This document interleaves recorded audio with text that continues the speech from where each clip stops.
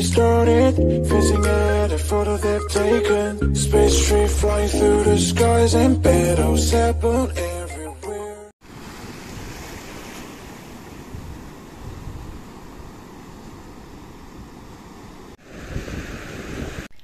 Coucou, c'est Irène, bidip de ma petite médiathèque et je vous retrouve aujourd'hui pour un nouveau vlog, lecture, balade, etc.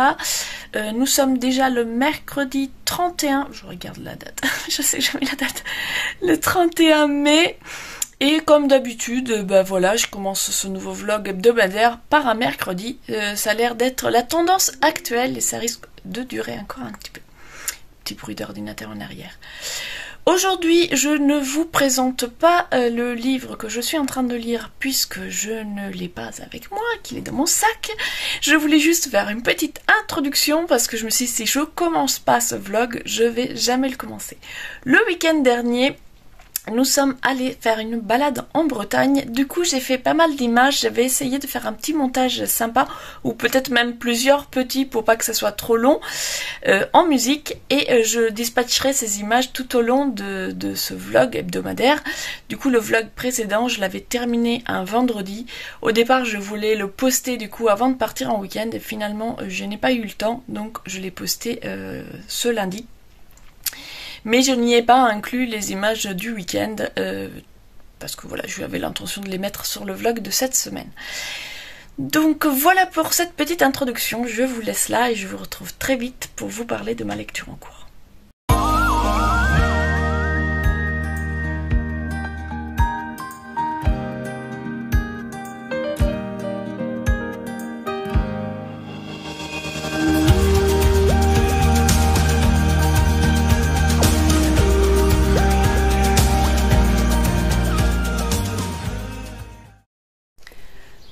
Retrouve, nous sommes vendredi matin et je vous prends très rapidement pour vous montrer ce livre que j'ai trouvé donc hier à Crockbook à La Rochelle, J'équilibre mes chakras de Kimberly Parson. Alors je ne connais pas du tout l'autrice mais je trouvais l'édition très jolie et du coup j'espère que ça sera pas trop mal, pas trop simplifié. Souvent dans ces ouvrages c'est vrai qu'on va... Enfin ça dépend, mais j'en ai lu quelques-uns qui étaient un peu une déception, donc celui-ci j'ai hésité un petit peu, mais je le trouvais très joli esthétiquement, donc je me suis dit que ne serait-ce que pour les images ça valait le coup, et puis j'espère que le contenu sera intéressant également. Sur ce je vous laisse parce que j'ai mon cours de pilates et je vous retrouverai plus tard.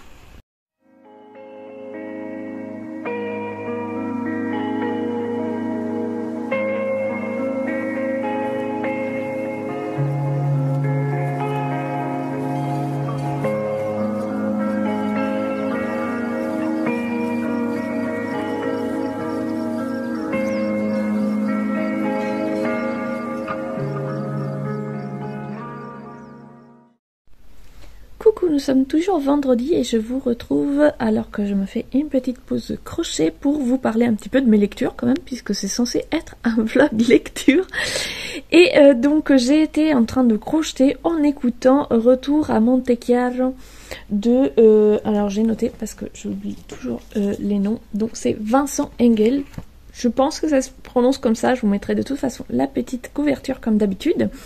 Et donc c'est un roman audio que j'écoute grâce à NetGalley et que j'avais mis de côté depuis une petite semaine. Donc là je viens de le reprendre.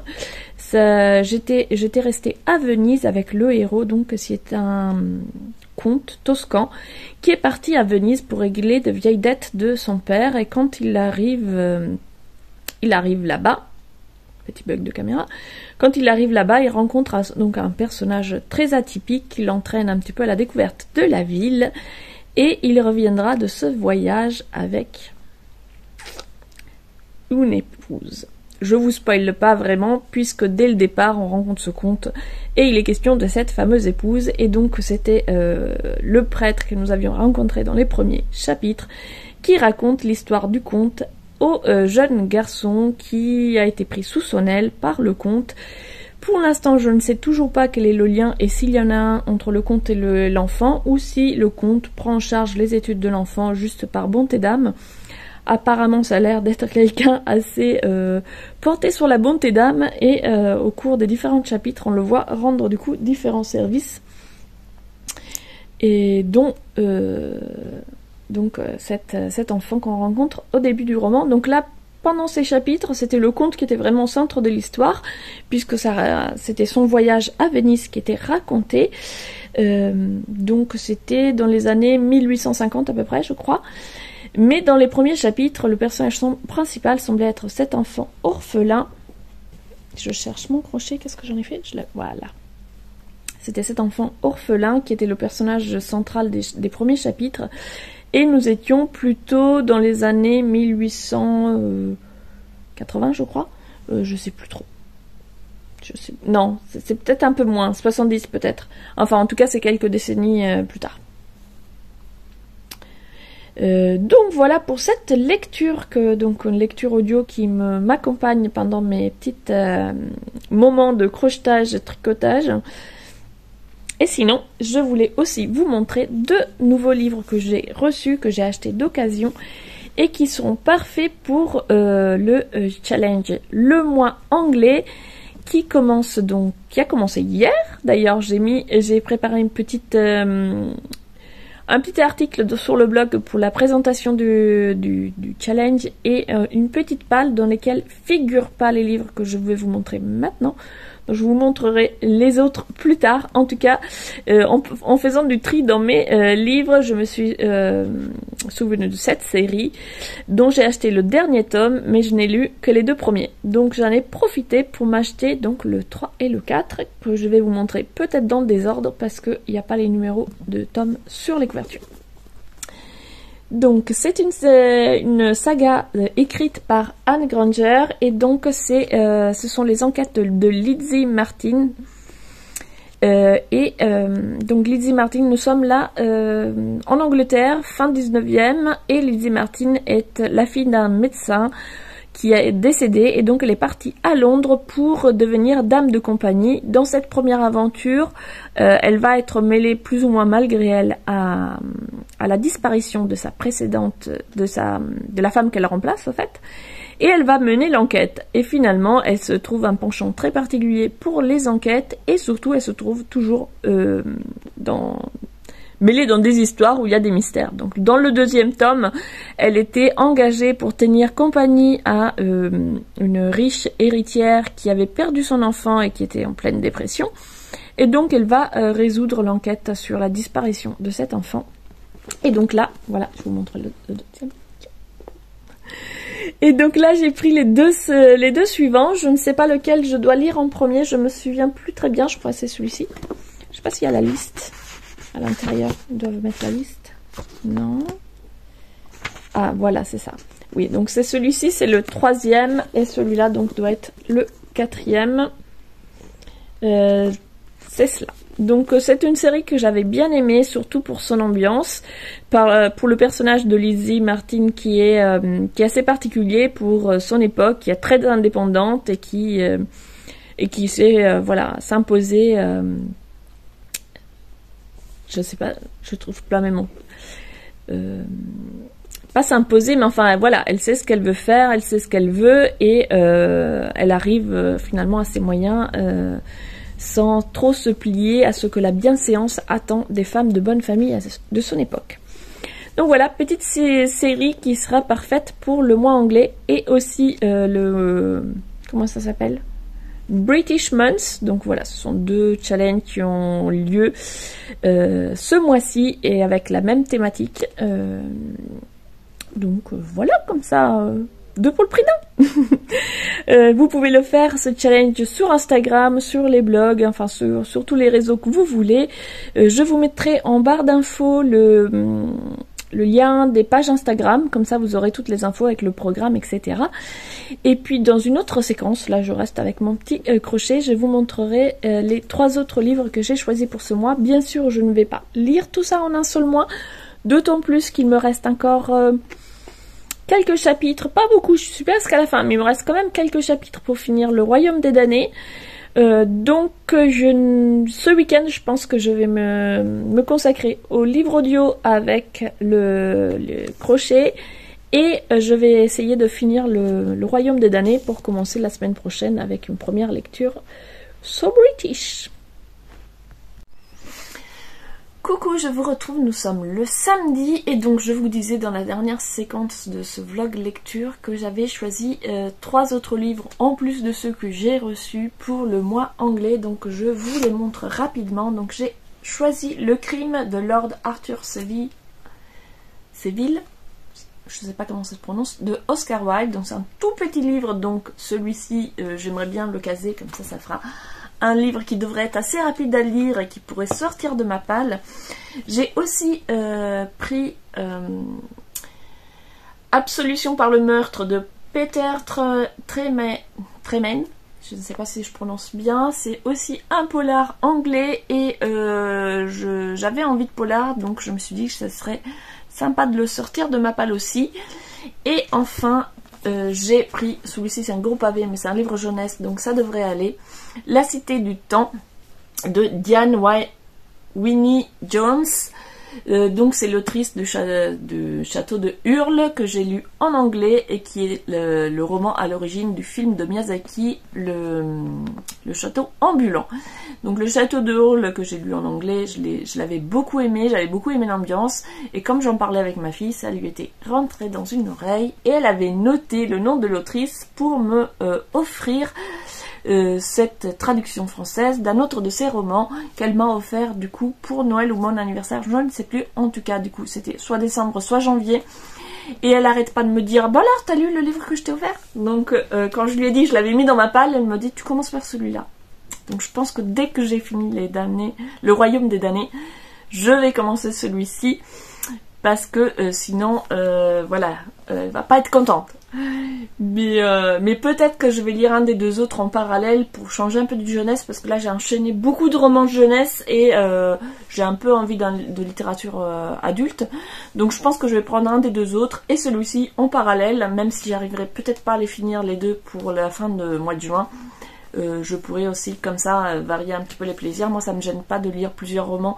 C'est vrai que ces derniers temps j'avais tendance à faire un roman audio et un roman écrit, mais en général je lis toujours 2 romans au même temps en prenant un jeunesse et un adulte, comme ça selon l'humeur du moment je peux alterner les deux.